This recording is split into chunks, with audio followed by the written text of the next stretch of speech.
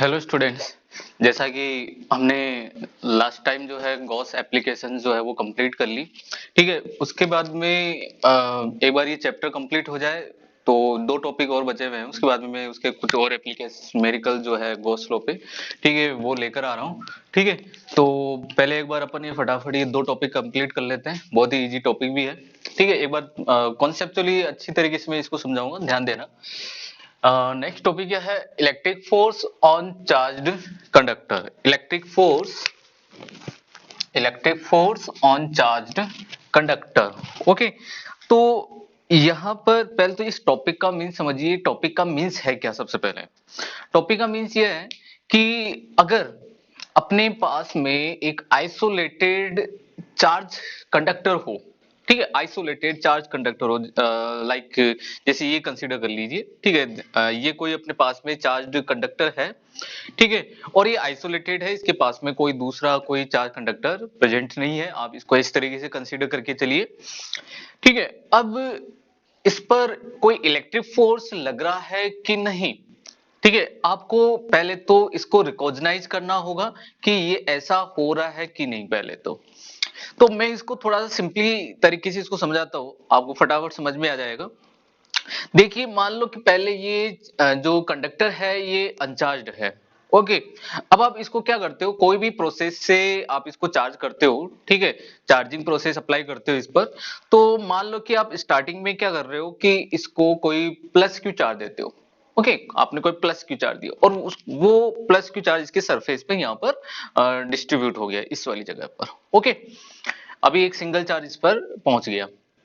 अब आपने, और क्योंकि अपन जानते हैं कि अगर चार्जिंग कर रहे हैं, ठीक है, मान लो कोई बैटरी की हेल्प से आप इसको चार्ज कर रहे हो, ठीक है, तो उस टाइम क्या होगा कि नेक्स्ट जो चार्ज इस पर पहुंचेगा, तो नेक्स्ट चार्ज जब इसके सरफेस पर जाएगा तो ऑलरेडी वहां पर कोई दूसरा चार्ज प्रेजेंट होगा, और उस चार्ज की वजह से उस पॉइंट पर कोई इलेक्ट्रिक फील्ड होगा, और अगर इलेक्ट्रिक फील्ड होगा तो उस इलेक्ट्रिक फील्ड की वजह से उस चार्ज पर एक इलेक्ट्रिक फोर्स भी लगेगा। इसी तरीके से नेक्स्ट चार्ज आएगा तो उन पर फिर आगे वाले जो पहले से जो चार्ज इस पर प्रेजेंट हो गए थे, ठीक है, तो उनकी वजह से उन पर फोर्स अप्लाई हो जाएगा। फिर नेक्स्ट फिनिश, इस तरीके से ये जो है कंटिन्यूअसली इंक्रीज होता जाएगा और ये फोर्स इंक्रीज होता जाएगा। इसका मीन्स ये हो गया कि कोई भी आइसोलेटेड चार्ज कंडक्टर हो तो उसकी जो सरफेस है, ठीक है, वो हर एक उसका पार्ट जो होगा, हर एक उस पर जो चार्ज होगा वो इलेक्ट्रिक फोर्स को फील करता है। ठीक है, बस इतना है कि उसका जो नेचर होगा वो रिपल्सिव नेचर का होगा। ठीक है, आप देख सकते हो, ठीक है, अपोजिट पोलैरिटी चार्ज तो होगा नहीं, ठीक है, तो अट्रैक्शन होगा तो फिर उसकी जो डायमेंशन है, जो स्ट्रक्चर है, वो भी चेंज हो जाएगी। लेकिन यहां पर हो क्या रहा है कि ये रिपल्सिव फोर्स का मतलब इस नेचर का फोर्स होगा। ओके, तो हमें ये फोर्स यहाँ पर इसमें फाइंड करना है। तो ये फोर्स फाइंड करने के लिए हम क्या करते हैं कि एक चार्ज कंडक्टर कंसीडर कर लेते हैं, ठीक है, spherical charge conductor. Okay, let let consider a spherical spherical charged conductor। Okay, ये अपने पास में कंसीडर कर लिया, एक स्पेरिकल चार्ज कंडक्टर है। ठीक है, इसको थोड़ा अच्छे से समझना, ध्यान से समझना। मान लो कि इसकी सरफेस जो है ये पॉजिटिव चार्ज से यूनिफॉर्मली चार्ज है। ठीक है, ये पॉजिटिव चार्ज इस पर यूनिफॉर्मली तरीके से डिस्ट्रीब्यूट है। ओके, ये पॉइंट क्लियर हो गया होगा। अब अपन को यहां पर करना क्या है कि इस कंडक्टर को, है ना, दो पार्ट्स में, दो इक्वल पार्ट्स में इसको मैं, है ना, कट कर देता हूं। मतलब इक्वल पार्ट्स तो नहीं कहूंगा मैं, दो, है ना, पार्ट्स में इसको कट कर देते हैं। एक तो पार्ट होगा ए बी और एक पार्ट होगा ए सी बी। मैं थोड़ा इसको इस तरफ बना देता हूं। ओके, तो इसका जो ये पार्ट होगा वो क्या होगा, देखिए, एक तो आपने क्या ले लिया, ए बी पार्ट ले लिया। ओके, एक तो आपने ए बी पार्ट ले लिया इसका, this is the A B. और थोड़ा सा मैं इसको इस तरीके से कर देता हूं ताकि अच्छा सा समझ में आ जाए। This is the A. Okay, A and B. Okay, ये क्लियर। और नेक्स्ट इसका ये वाला पार्ट होगा A, okay, B and C ये इसके पार्ट हो गए और ये इस तरीके से चार्ज्ड है। ओके, तो हमने क्या कर दिया, इसको दो पार्ट्स में डिवाइड कर दिया, कट कर लिया। अब ऐसा करने से हमें क्या प्रॉफिट मिलने वाला है, क्या फायदा मिलेगा? तो इसके लिए अब देखिए, अगर मुझे इस पार्ट की वजह से इस पार्ट पर अप्लाई होने वाला इलेक्ट्रिक फील्ड मालूम हो जाए, समझ में आ रहा है भाई? अगर भाई फोर्स, यहां पर हम इस पर फोर्स फाइंड कर सकते हैं, ठीक है? अगर इस पार्ट, जो पार्ट कौन सा है, ए सी बी, ओके, ये पार्ट भी क्या है, ए सी बी, ठीक है? इस पार्ट की वजह से इस वाले पार्ट पर अगर अप्लाइड इलेक्ट्रिक फील्ड इंटेंसिटी अगर मालूम हो जाएगी तो हम इजीली क्या फाइंड कर सकते हैं, फोर्स फाइंड कर सकते हैं। ये पॉइंट आपको क्लियर हो गया? मतलब अब अपना टारगेट यहां पर क्या बन गया, है ना? ए बी पार्ट पर या कहीं पर भी आप मान लीजिए, ए बी ले लीजिए या फिर ए सी बी कंसीडर कर लीजिए, हमें इलेक्ट्रिक फील्ड इंटेंसिटी फाइंड करनी है। अब ये इलेक्ट्रिक फील्ड इंटेंसिटी फाइंड करने के लिए मैं दो पॉइंट कंसीडर कर लेता हूं, दो ऑब्जर्वेशन पॉइंट कंसीडर कर लेता हूं। एक तो बिल्कुल इसके पास में एक पी पॉइंट कंसीडर कर लेते हैं, ठीक है, यहां पर कंसीडर कर लिया, और एक यहां पर इसके अंदर ले लेते हैं एक दूसरा पॉइंट क्यू, ठीक है? ये दो पॉइंट हम यहां पर क्या कर लेते हैं, कंसीडर कर लेते हैं कि यहां पर हमें इलेक्ट्रिक फील्ड चाहिए होगा। अब आप बताइए कि ये ए बी पार्ट जो है ये पॉजिटिव चार्ज है, इसकी वजह से पी पॉइंट पर इलेक्ट्रिक फील्ड की डायरेक्शन इधर ही होगी, है ना? मैं इस वाले इलेक्ट्रिक फील्ड को लिख देता हूं क्या, E1, ओके। और ये जो ACB पार्ट है ये भी पॉजिटिव चार्ज है, इसका मतलब इसके लिए भी इलेक्ट्रिक फील्ड की इंटेंसिटी जो होगी वो E2 होगी और अपवर्ड डायरेक्शन में ही होगी। ये पॉइंट भी क्लियर हो गया होगा। ओके, पी पॉइंट पर आपको एक, है ना, इलेक्ट्रिक फील्ड आपको कुछ समझ में आ रहा होगा। फिर एक बार मैं क्यू पॉइंट को भी ले लेता हूं, फिर उसके बाद में इसको थोड़ा डेराइव करके मैं इसको समझा दूंगा।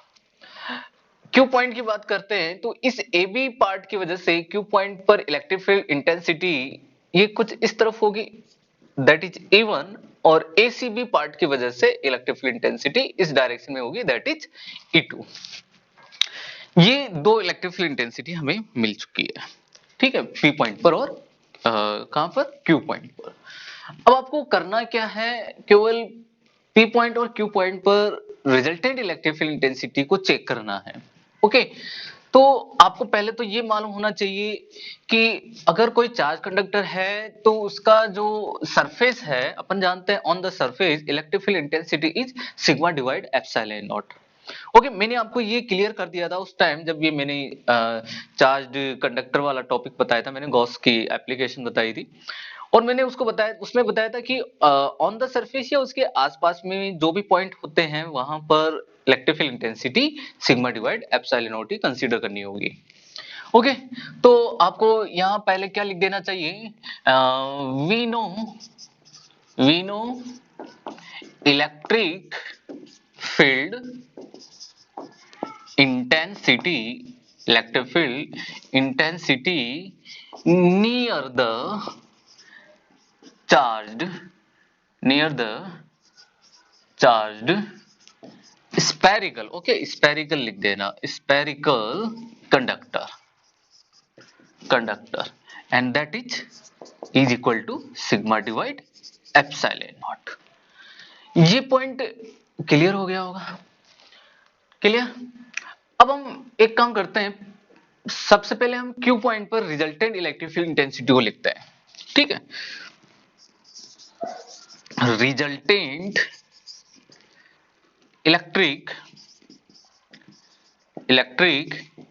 Field intensity, electric field intensity, ठीक है, at the Q point.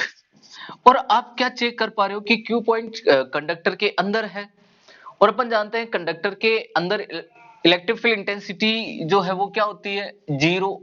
Clear है यहां तक?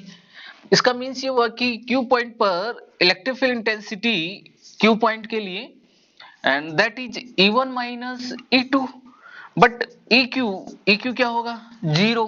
मीन्स अब आपको समझ में आ रहा होगा कि E1 और E2 क्या हो जाएंगे, फिर तो एक दूसरे के इक्वल हो जाएंगे, है ना, हमें एक एक कंडीशन यहाँ पर मिल चुकी है जिसको हम यूज करेंगे आगे।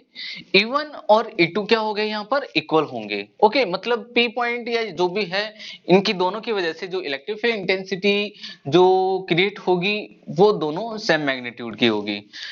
ठीक है, अब आप चलिए कहां पर P पॉइंट पर। ठीक है, तो हम यहाँ पर क्या लिख सकते हैं, resultant electric field intensity and that is EP and EP is E1 plus E2 दोनों की डायरेक्शन सेम है यहाँ पर P पॉइंट पर। ये पॉइंट क्लियर हो गया होगा। अब एक बात बताइए, EP यहाँ पर इसके पास वाली सरफेस है, कंडक्टर के पास वाली सरफेस है, तो EP की वैल्यू क्या होगी, सिग्मा डिवाइड एप्सिलॉन नॉट, है ना, क्योंकि कंडक्टर के लिए, स्फेरिकल चार्ज कंडक्टर के लिए उसके सरफेस के पास में इलेक्ट्रिक फील्ड इंटेंसिटी क्या होती है, सिग्मा डिवाइड एप्सिलॉन नॉट। मतलब सरफेस के पास में ये जो P पॉइंट है वहां पर इलेक्ट्रिक फील्ड इंटेंसिटी क्या होगी, सिग्मा डिवाइड एप्सिलॉन। हमें तो है ना इसके सरफेस पर ही तो फाइंड करना है ना फोर्स, इसलिए पास में ले रहे हैं ये पॉइंट। अब आप अपन ने एक कंडीशन यहाँ पर देखी है, क्या E1 और E2 इक्वल है एक दूसरे के, E1 और E2 इक्वल है। तो मैं एक काम करता हूं कि मैं इस टर्म को कुछ इस तरीके से लिख दूंगा, sigma divide epsilon not equal to E2 कर देता हूं। ओके, E2 का मींस आप अभी इस पर फोर्स फाइंड करना चाह रहे हो, तो इसकी वजह से इलेक्ट्रिक फील्ड इंटेंसिटी इस पर क्या है, E2 है। तो बताइए E2 की वैल्यू क्या हो गई, सिग्मा डिवाइड 2 एप्सिलॉन नॉट। ये पॉइंट भी क्लियर हो गया होगा। अब आपको इलेक्ट्रिक फील्ड इंटेंसिटी मालूम हो गई, तो अब आप क्या कर सकते हो, इस पर फोर्स फाइंड कर सकते हो। ओके, तो अब आप चेक कर लीजिए कि अगर इस पर टोटल चार्ज जो था, टोटल चार्ज अगर इस पर था क्या Q, तो बताइए इस पार्ट पर कितना होगा, dq हो जाएगा, है ना, एलिमेंट्स के फॉर्म में। तो अभी इस पर कितना फोर्स अप्लाई हो रहा होगा। ठीक है, तो अब अपन यहाँ पर क्या लिख सकते हैं बताइए, हम क्या लिखेंगे यहाँ पर, सो force on part AB, okay, and that is DF, okay, and DF is equal to DQ into E2, है ना, F इक्वल क्या होता है QE, so DF equal to DQ into E2, so EF equal DQ into E2 and E2 is sigma divide epsilon naught, sigma divide to epsilon naught, and we know surface charge density sigma is equal to dq divide dA, and we know sigma is equal to dq divide dA, है ना, dq के form में ले रहे हैं तो dq by dA लेंगे, so dF equal dq, okay, या एक काम करिए, मैं केवल इसको सिग्मा के फॉर्म में फाइंड कर रहा हूं। ओके, सो dq equal sigma into D, ये वैल्यू पुट कर दीजिए यहां पर। ठीक है, dq की जगह, सो df equal sigma into D into sigma divide two epsilon not, means sigma square divide two epsilon not, so df equal sigma square divide two epsilon naught into D. ये point clear हो गया। अब DA को देखो, ये तो आ गया क्या, फोर्स फाइंड कर लिया हमने, है ना, ये क्या आ चुका अपने पास में, force on the charge conductor. ठीक है, एक आइसोलेटेड चार्ज कंडक्टर पर जो इलेक्ट्रिक फोर्स होता है उसका मैग्नीट्यूड, उसकी जो वैल्यू है वो कितनी होती है, sigma square divide two epsilon naught into area of this charge conductor. अगर मैं इसको अब, है ना, एक नया इसमें टॉपिक और इंसर्ट हो जाएगा। अगर आप ए को डी को इधर सेंड करोगे, so DF equal DF divide D equal to sigma square divide two epsilon naught बन जाएगा। अब बताइए, अपन जानते हैं एफ डिवाइड ए क्या होता है, प्रेशर, और इस प्रेशर को हम यहां पर कहते हैं क्या, इलेक्ट्रिक प्रेशर। ठीक है, electric pressure, electric pressure. Okay, तो ये पॉइंट क्लियर हो गया होगा। तो आपने क्या पॉइंट यहाँ पर लर्न किया, यहाँ पर क्या सीखा आपने, एक तो फोर्स आपको मालूम हो गया, इलेक्ट्रिक फोर्स कितना लगेगा चार्ज कंडक्टर पर, और उस पर इलेक्ट्रिक प्रेशर कितना लग रहा होगा, तो आप चेक कर सकते हो इलेक्ट्रिक प्रेशर कितना होगा, sigma square divide 2 epsilon naught.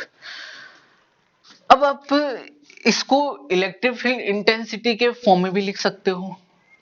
Okay, electric field intensity के फॉर्म में, and we know is equal to sigma divide epsilon naught. Okay, अब चेक करिए इलेक्ट्रिक फील्ड इंटेंसिटी के फॉर्म में, we know is equal to sigma. अब total electric field intensity की बात करें, that is E, means sigma divide epsilon not ही तो थी सरफेस पर। तो बताओ सिग्मा इक्वल क्या होगा, एप्सिलॉन नॉट इनटू ई हो जाएगा। मैं ये वैल्यू यहां पुट करूंगा तो बताना क्या बनेगा यहां पर। मैं अब इस चीज को क्या लिख रहा हूं, एक बार मैं यहां लिख देता हूं, that is electric pressure means DP is equal to sigma square divide 2 epsilon naught, है ना। इसको यूज करेंगे, इसका यूटिलाइज करने वाले हैं आगे। अब देखिए ये वैल्यू, है ना, ये सिग्मा जो है यहां से हमने, है ना, इसको चेक कर लिया, है ना, हमने फाइंड कर लिया एप्सिलॉन नॉट इनटू ई। ये वैल्यू यहां पुट करिए, बताओ डीपी इज इक्वल टू क्या बन जाएगा, epsilon naught square E square and divide 2 epsilon naught. तो epsilon naught one time cancel होगा, सो डीपी इक्वल बताओ कितना हो गया, 1/2 एप्सिलॉन नॉट ई स्क्वायर हो जाएगा। तो आप चेक कर सकते हो कि एक तो हमें, है ना, इस फॉर्म में ये फाइंड हो गया है और एक इस फॉर्म में हमें ये फाइंड कर लिया है। ओके, ये दो फॉर्म हमने यहाँ पर क्लियर कर लिया। बताओ कोई दिक्कत यहाँ पर नहीं है, समझ में आ गया होगा ये पॉइंट भी।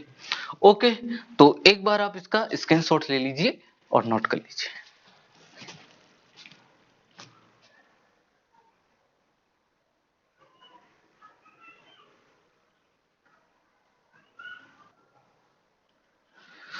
ओके, तो अब देखिए आपको प्रीवियस टॉपिक आपको क्लियर हो गया होगा। टॉपिक क्या था वो, कि हमें उस पे क्या करना था, चाहे कोई भी चार्ज कंडक्टर है उस पे इलेक्ट्रिक फोर्स फाइंड करना था। ओके, अब अपन नेक्स्ट टॉपिक पर चलते हैं। ठीक है, नेक्स्ट टॉपिक क्या है, electric energy density of electric field. ठीक है, अब हमें ये चेक करना है कि कोई इलेक्ट्रिक फील्ड की वजह से कोई भी चार्ज कंडक्टर जो होता है उसमें कितनी इलेक्ट्रिक एनर्जी जो है पर यूनिट वॉल्यूम में स्टोर होती है।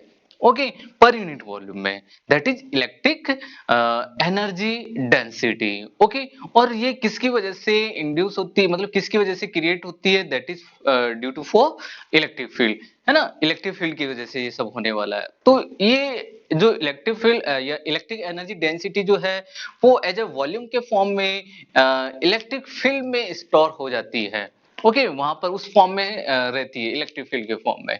ओके, तो आपको एक बार इसको अच्छे से एक्सप्लेन कर लेना है, मतलब इसको लर्न करना है, कॉन्सेप्ट को क्लियर करना है कि इलेक्ट्रिक एनर्जी डेंसिटी होती क्या है। ठीक है, मैं कॉन्सेप्ट को अच्छी तरीके से समझाने वाला हूँ, ध्यान दीजिए। तो हमें इलेक्ट्रिक एनर्जी डेंसिटी को समझने के लिए वही एक अपन क्या कर लेते हैं, एक स्फेरिकल चार्ज कंडक्टर कंसीडर करते हैं of radius capital R. Okay, ये अपने पास में कंसीडर कर लिया कि एक कैपिटल आर रेडियस का, ठीक है, एक क्या है, चार्ज कंडक्टर है। ठीक है, spherical charge conductor. Late consider a spherical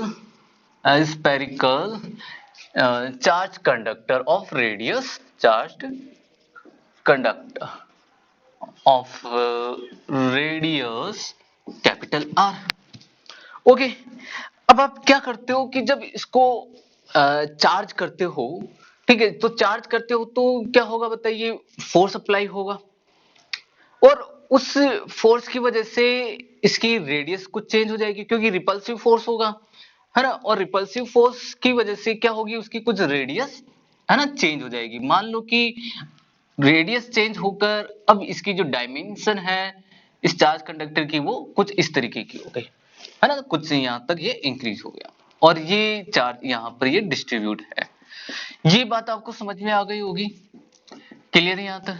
ठीक है, तो बताइए कि अभी रेडियस क्या हो चुकी है इसकी, देखो इसका, है ना, इसकी मतलब ये आप ऐसा बोल सकते हो r प्लस डी आर, मतलब ये वाला जो पोर्शन है that is D R. Clear यहां तक? मतलब कितना यहां पर इंक्रीमेंट हुआ, मतलब कितना डिस्प्लेसमेंट आ गया, डी आर का डिस्प्लेसमेंट आ गया, ठीक है, इसकी रेडियस में। तो इसका मतलब डिस्प्लेसमेंट आया है ड्यू टू इलेक्ट्रिक फोर्स, इसका मतलब कोई वर्क भी हुआ होगा, ठीक है। तो हम यहाँ पर एनर्जी फाइंड करने के लिए क्या फाइंड कर सकते हैं, वर्क।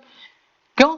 क्योंकि अपन जानते हैं energy is the transform of work. Okay, तो यहां पर हमें क्या लिखना चाहिए पहले, so for when charge after charging, या मैं क्या लिख देता हूं, चलो during charging of the conductor work done for displacement dr, है ना, will be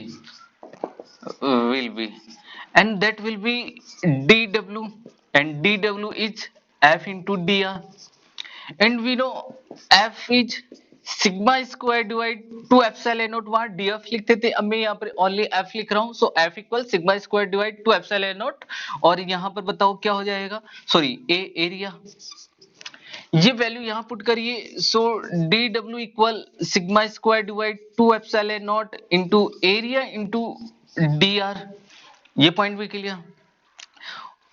अब अपन जानते हैं area into dr means this displacement will be volume. Okay, तो हमें क्या मिल गया, वॉल्यूम मिल चुका है। ओके, एंड वॉल्यूम क्या हो जाएगा यहाँ पर बताओ, dv, है ना, क्योंकि dr है तो dv बताओ कितना हो गया, a into D R, so dw is equal to sigma square divide two epsilon naught into dv। अब देखो ये अपने पास में हमें क्या मिल चुकी है, energy. Okay, that is energy, है ना, ये सब कांस्टेंट वैल्यूज है। इसका मतलब आप इसका कोई भी इंटीग्रेशन करिए, कोई इफेक्ट इस पर नहीं आने वाला है, एनर्जी पर कोई इफेक्ट नहीं आने वाला है, मतलब इस टर्म पर कोई इफेक्ट नहीं आने वाला है। dv इज द वॉल्यूम, ठीक है। अगर आप इनका इंटीग्रेशन भी करोगे, that w that is v। Okay, आप इंटीग्रेशन कर दीजिए, मैं लिख देता हूं, चलिए, after integration,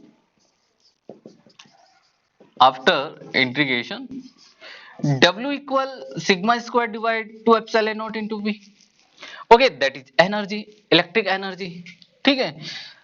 so electric energy, electric energy electric energy तो बताइए क्या हो जाएगी, मैं यहाँ पर इलेक्ट्रिक एनर्जी को U से डिनोट करूंगा, क्यों, E से डिनोट नहीं करेंगे, क्योंकि E यहाँ पर हम किसके लिए रेफर कर रहे हैं, इलेक्ट्रिक फील्ड इंटेंसिटी के लिए प्रीफर कर रहे हैं।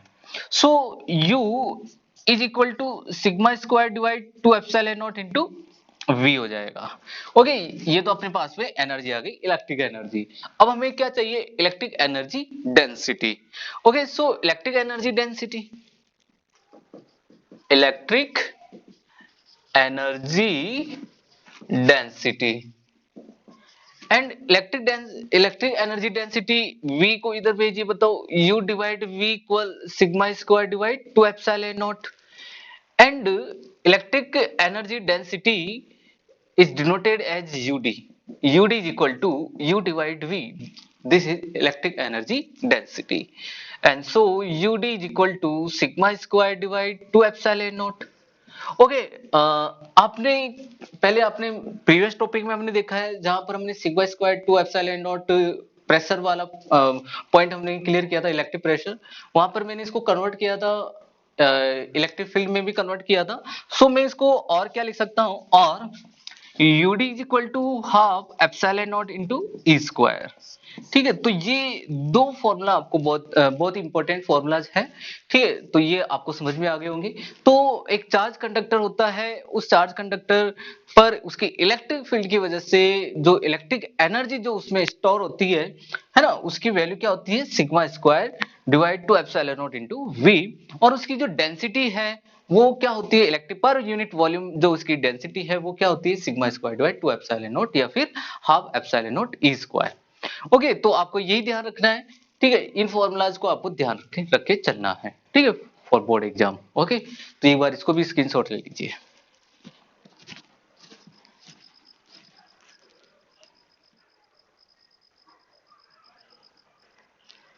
ओके, एक बार तो अभी हमने इलेक्ट्रिक एनर्जी डेंसिटी वाला पॉइंट भी क्लियर कर लिया। अब अपन फाइनल पॉइंट पे चलते हैं, final topic, radius of charged soap bubble. ठीक है, देखो अगर हम कोई सोप बबल है अपने पास में और उस सोप बबल को अगर हम चार्ज करते हैं तो चार्ज करने से उसकी रेडियस पर क्या इफेक्ट आने वाला है, उसकी चार्ज डेंसिटी है क्या, ओके, उस पर कितना चार्ज डिस्ट्रीब्यूट हो रहा है, ठीक है, ये सब हम इजीली फाइंड कर सकते हैं। लेकिन हमें पहले सॉप बबल को थोड़ा सा रिवाइज कर लेना है, जो कि हमने 11th क्लास में रीड किया हुआ है।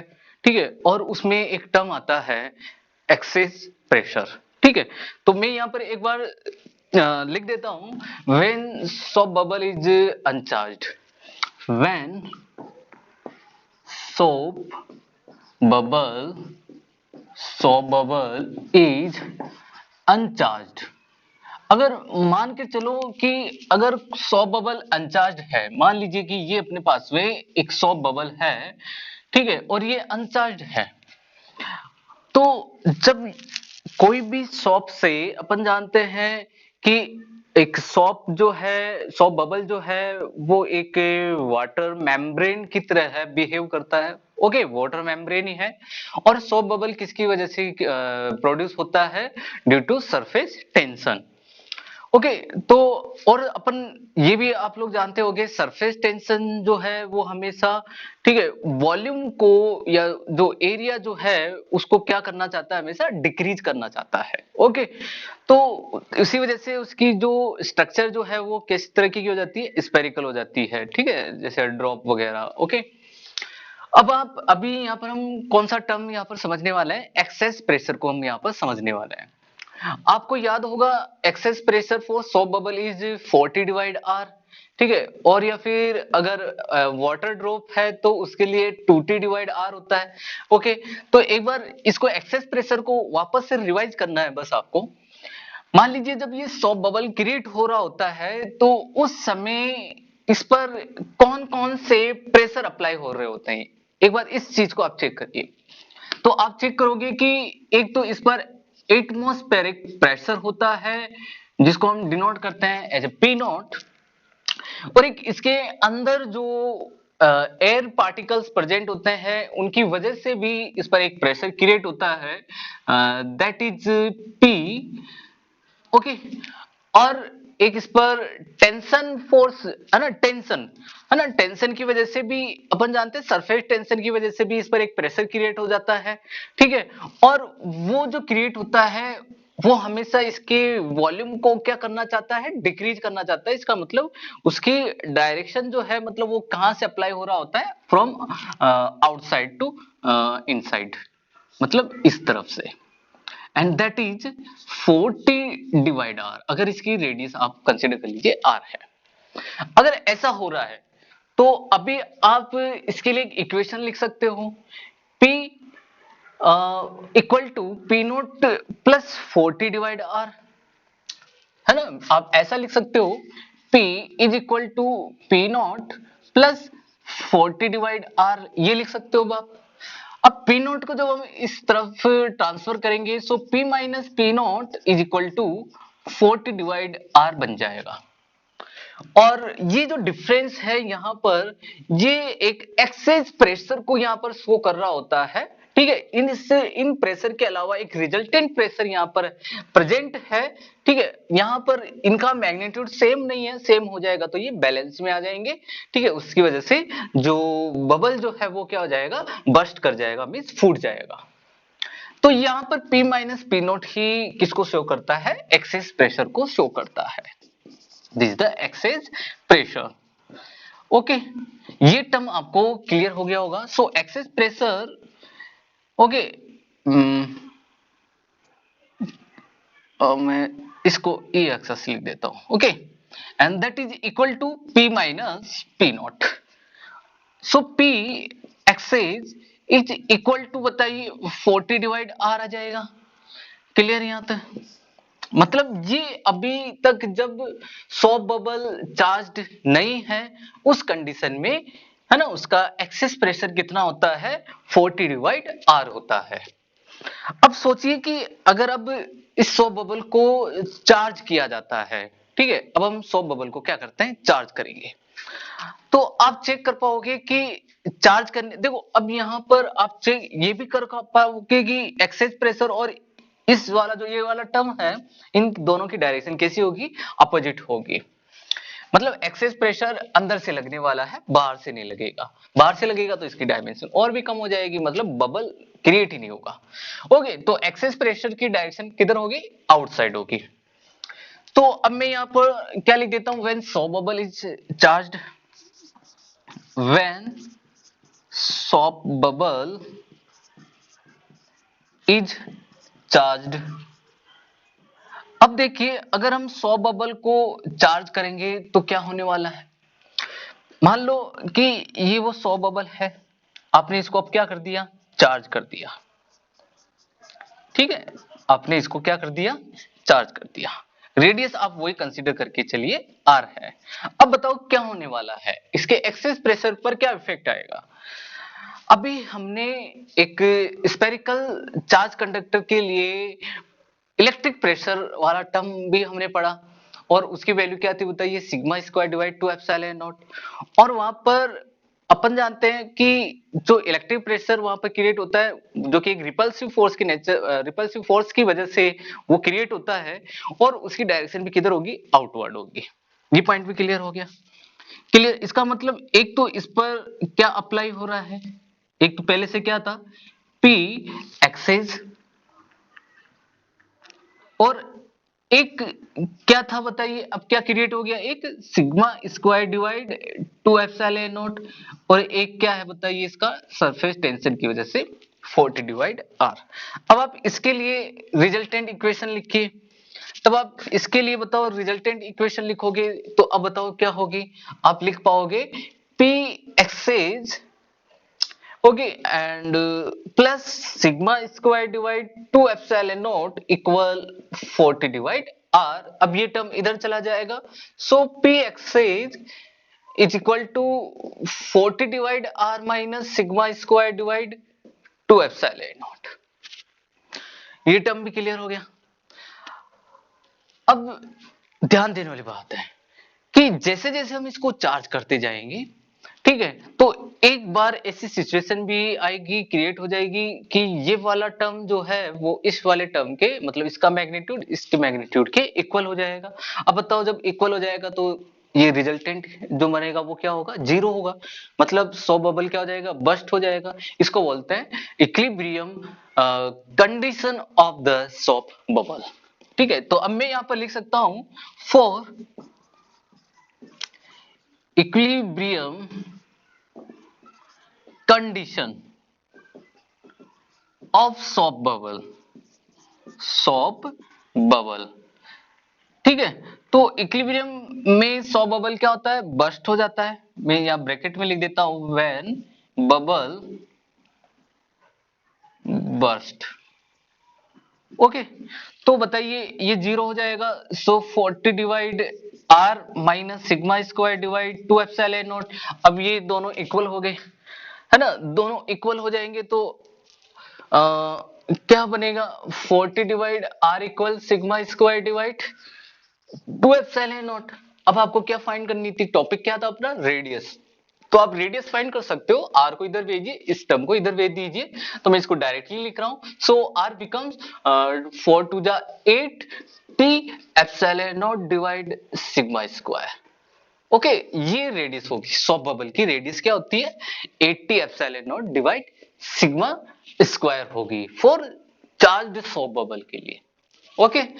अब इससे अब क्या क्या फाइंड कर सकते हो, देखिए अब आप इससे सिग्मा फाइंड कर सकते हो, अगर आपको पूछा जाए सरफेस चार्ज डेंसिटी बताइए, ठीक है, this is radius, and for surface charge density, surface charge density, अब बताइए सरफेस चार्ज डेंसिटी के लिए आप क्या लिख पाओगे, इसको sigma square equal to 80 epsilon naught divide R, so sigma is equal to root 80 epsilon naught divide R, ये वाला टर्म हो जाएगा। ये क्या आगे बताइए, सरफेस चार्ज डेंसिटी।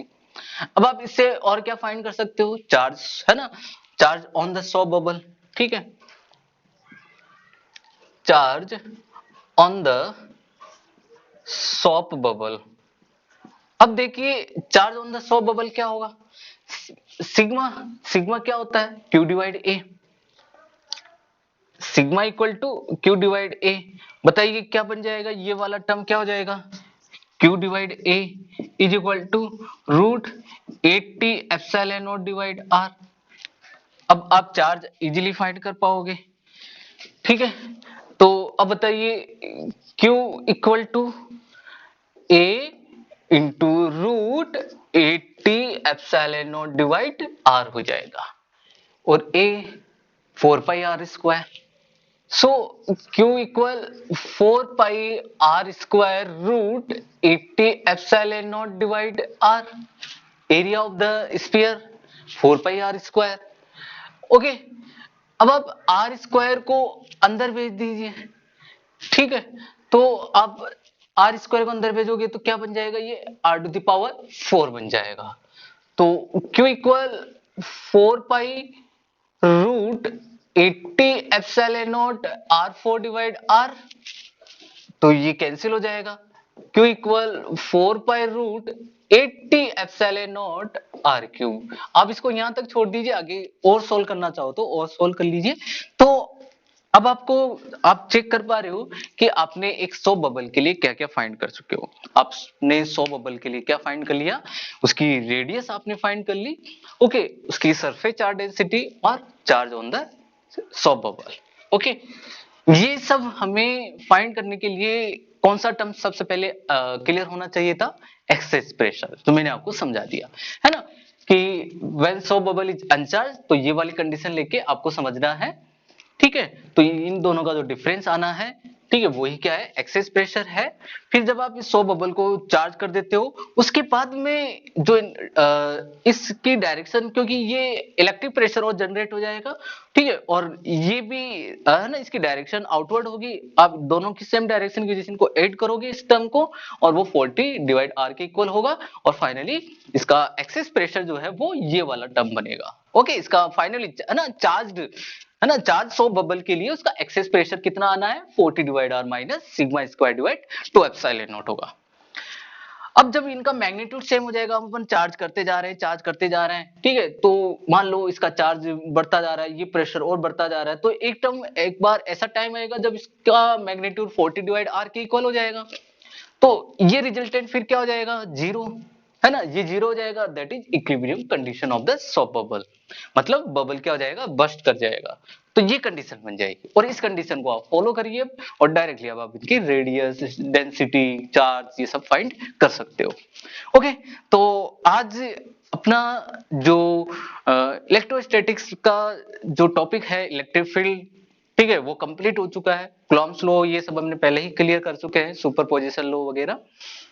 अब मैं जो है गॉस लॉ की एप्लीकेशन, जो स्फेरिकल चार्ज कंडक्टर है, उस पर बेस और कॉन्सेप्चुअल न्यूमेरिकल लेकर आ रहा हूं, ठीक है, जो कि हम कल पढ़ने वाले हैं, ओके।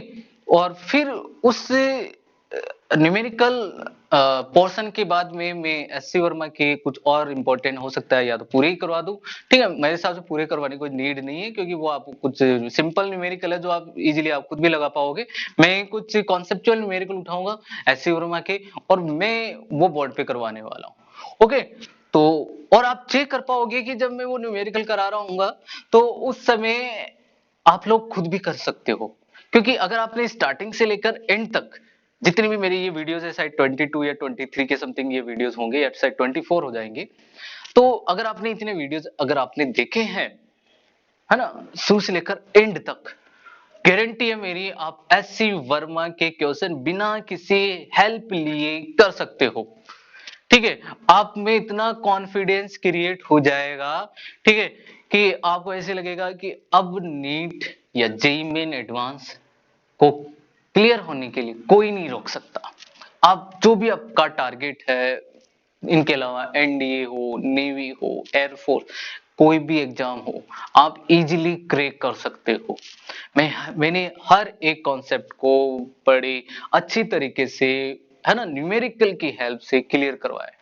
ठीक है, तो इतना कंटेंट्स आपको एक जगह फ्री में मिल रहा है। ठीक है, तो आप पूरा वीडियोस देखिए, ठीक है, आगे शेयर करिए अपने फ्रेंड्स के साथ में। ठीक है, ताकि उनका भी फ्यूचर जो है वो ब्राइट हो सके। ठीक है, ऐसे नहीं बस और मेरे को अच्छा मिल गया तो मैं मेरे फ्रेंड्स को नहीं बताऊं। ठीक है, तो ये जेलिस वाली जो थिंकिंग है आप इसको थोड़ा दूर करिए। ठीक है, हो सकता है गरीबों का कुछ और भला हो जाए, गरीब स्टूडेंट है वो देखें इन वीडियोस को। ठीक है, क्योंकि आप देखते हो कि गरीब स्टूडेंट जो है ज्यादा नीट वगैरह इनमें आप नहीं मिलेंगे आपको, है ना, अच्छे फैमिलीज अच्छे टर्म्स जिनके होते हैं। ठीक है, वही इनमें आपको ज्यादा मिलेंगे। तो अगर उन तक भी अगर ये वीडियोस इस तरीके के पहुंचते हैं, ठीक है, तो मेरे हिसाब से ये एक बहुत छोटा सा कंट्रीब्यूशन होगा मेरी ओर से। ठीक है, तो आज के लिए इतना ही, थैंक यू।